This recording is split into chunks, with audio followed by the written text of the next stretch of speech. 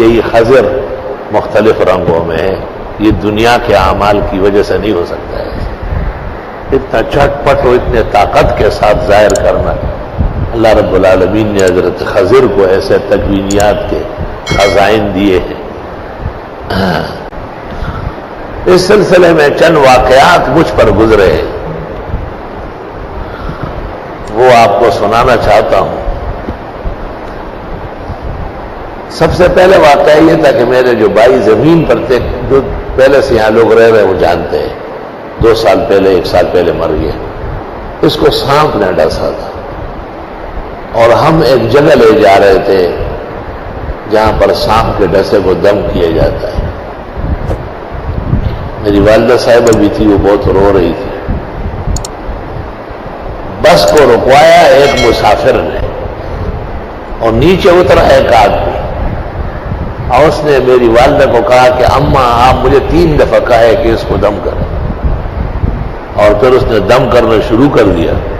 اور میرے بھائی کو کہا سیدھا واپس گھر جاؤ، سکوڑتا نہیں، اس مار مار نیچے ختم دیا، وہ بالکل ٹھیک ہو گیا، یہ اکھڑاس پانے میں بس واپس گئی چھتا درگاہ کا نشی فقیر بابا دروان التا دم دیر مشہور گرا گئی۔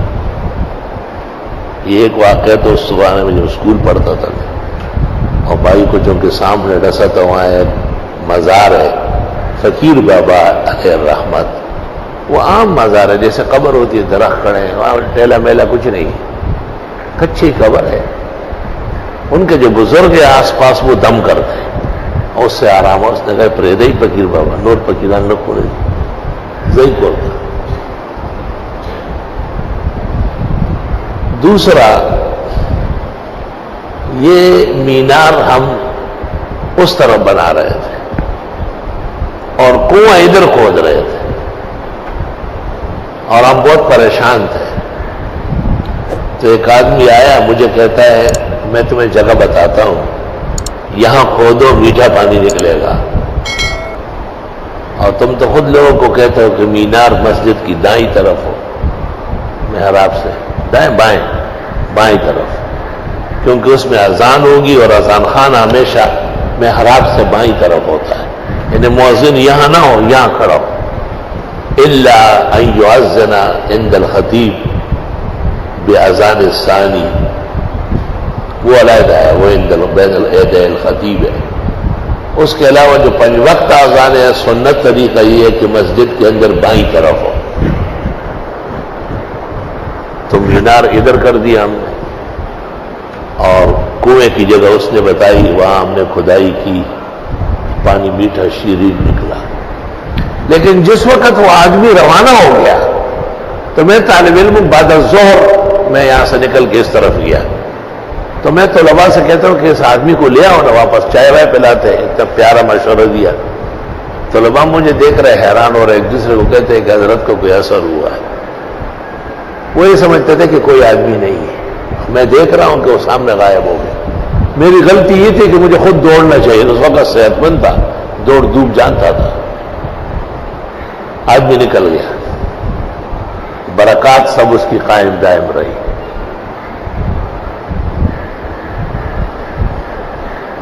ایک جگہ میں امام تھا، وہاں یہ زرگر برادری آباد ہے، ان کے کچھ لڑکے میرے پاس آئے کہ ہمارے والد صاحب کو 14 سال ہو گئے جو لیٹے ہوئے، پیشاب پاخانہ وہی کرتا ہے۔ پورے گھر میں انسانی غلاظت کی ایک تعفن ہے، اور میری والدہ تقریباً دیوانی ہو گئی خدمت کر کے، اور ڈاکٹروں کا کہنا یہ ہے کہ یہ بچے گا نہیں، اور اسی طرح 50 سال بھی رہ سکتا ہے لنگڑا شل ہو کر۔ ایسی کوئی تدبیر جائز ہے کہ یہ مر جائے؟ کوئی انجیکشن لگائے، دوا دے دے؟ میں رابعہ یا خامسہ بنوری ٹاؤن پڑھتا تھا اور بڑا حیران ہوا کہ ایسا فتویٰ بھی لوگ مانگ سکتے کہ باپ کو خود مارے، اگر کی بیمار ہے۔ میں نے کہا یہ میرا کام نہیں، میں تو استاد سے پوچھوں گا، وہاں جا کے بنوری ٹاؤن سے پتہ کروں گا۔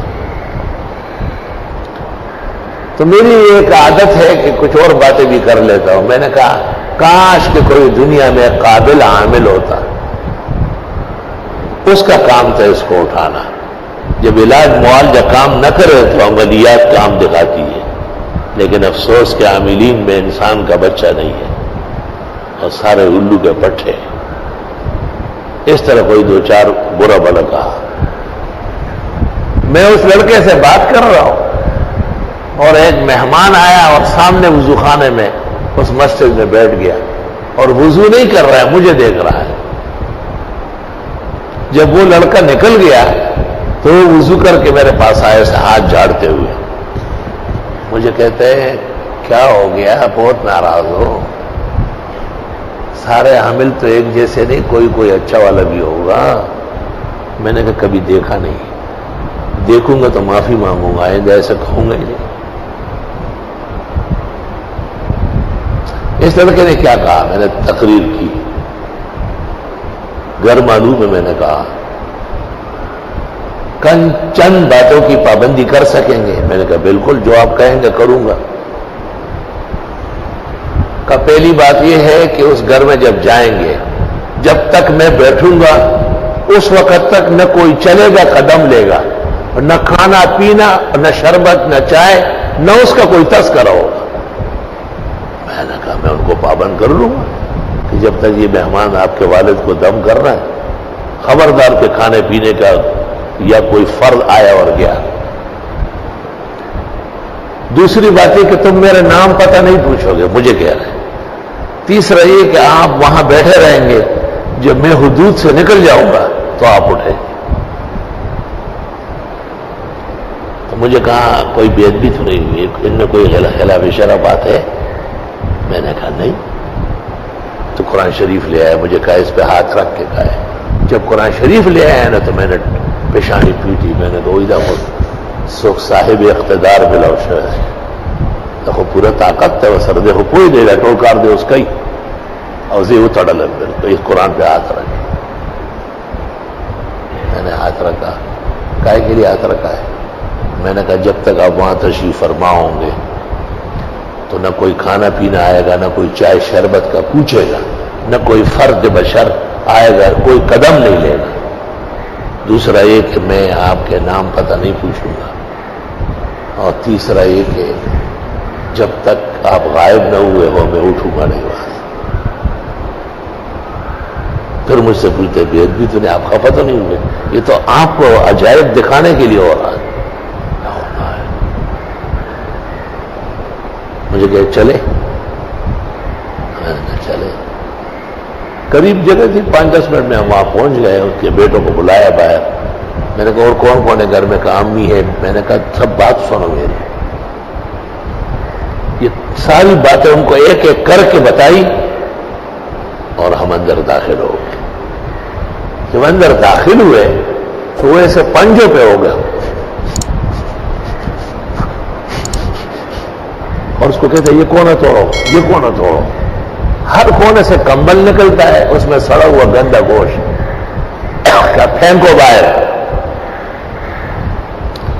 اور جب میں نہیں دیکھتا ہوں تو میری طرف دیکھتا ہے ایسا. اور وہ شل جو پڑا ہوا تھا اس کو کہتے ہیں اٹھو اٹھو. 14 سال سے پڑا ہوا تھا. وہ اٹھا، کہا دیوار پکڑو، دیوار کے ساتھ ساتھ چلو. اٹھ گیا.